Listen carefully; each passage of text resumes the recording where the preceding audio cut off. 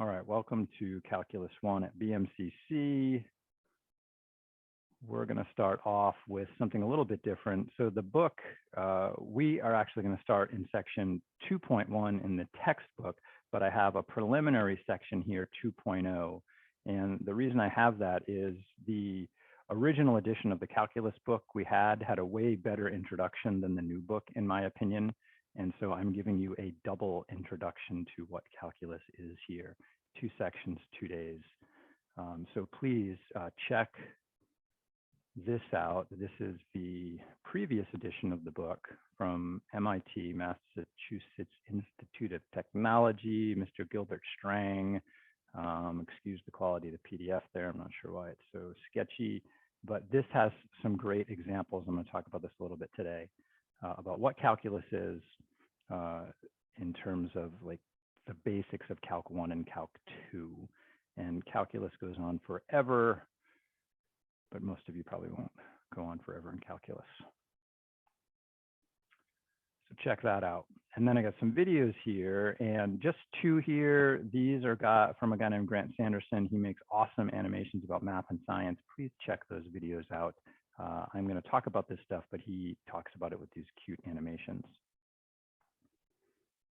And then there's some homework problems to play with. And a reminder, on any homework problem, you can message me.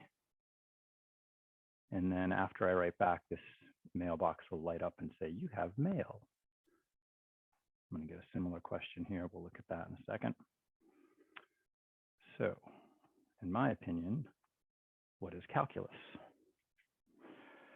So calculus is basically a deep dive into playing with infinity. And we do that in many different ways. So you've already had some experience in infinity in arithmetic and in algebra. The calculus type of stuff that we're going to work on are 2 parts. So what we call calculus 1 is a study of what we call instantaneous rate of change. Instantaneous, I can spell some days, rate of change. So what does that mean there? So I'm going to think about what that means by just drawing a curve here. And maybe the curve keeps going. Maybe it's like a hill and we reach the top and we come down the other side. And I'm a bicyclist. And so when I'm looking at a hill that I'm about to bike here, I'm thinking about, well, it's not too bad here, but it's looking pretty steep up there, but at least I get to go over the top and fly down the other side. And at any particular point, right, here I'm shallow. And over here, it's pretty steep. But then up here, it starts to get shallow again. So at any particular point I'm at on this curve, like that point right there, there's a slope. And the question is, how do we measure the slope on the curve? We know how to measure slope on a line,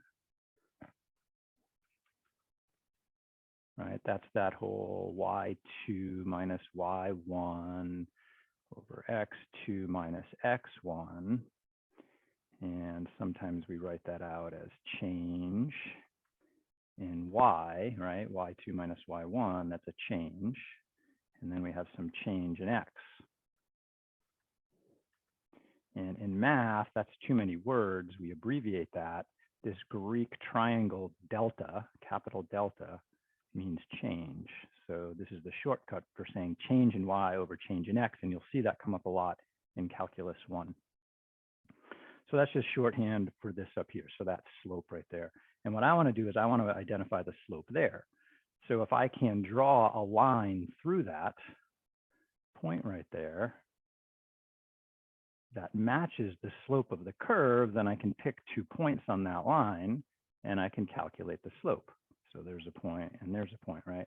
But that second point's not going to be on this curve if I zoom in there. And that's, again, how do I exactly put a line on there to measure that slope? That's kind of a hard thing to do.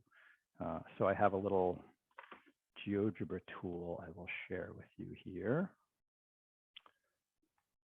where I have 2 points on a curve and you can grab one point and move it next to the other and see how the slope changes. But if you try to put one point on top of the other, then you're going to have a problem because then you get 0 over 0, which is not a number. So that's a problem there. So let me share this with y'all. If you're watching this video later, it'll be in the description below the video. So if you want to play with this, check out the chat. There it is. So I can move this point B closer to point A, and I can get a better idea of what the slope is at A or B there. And the closer they get together, let's zoom in a little bit there. Come here. Then the better I'm going to know the slope at either point. But once the points fall on top of each other, then I have a problem, right? I don't have a line anymore, and I can't measure the slope. And so what we're trying to do in calculus is trying to see, is there a pattern as point B moves closer to point A? And it looks like as point B goes closer to point A, this slope over here is looking like it's getting closer to 2. Closer, closer, closer. And then all of a sudden, oops, my mouse doesn't want to move anymore. Come on. And all of a sudden it says, I can't compute anymore once I get on top of the other one. So how can we determine that it is really truly 2 at point A? And that's what calculus is about, trying to tease that out of the situation.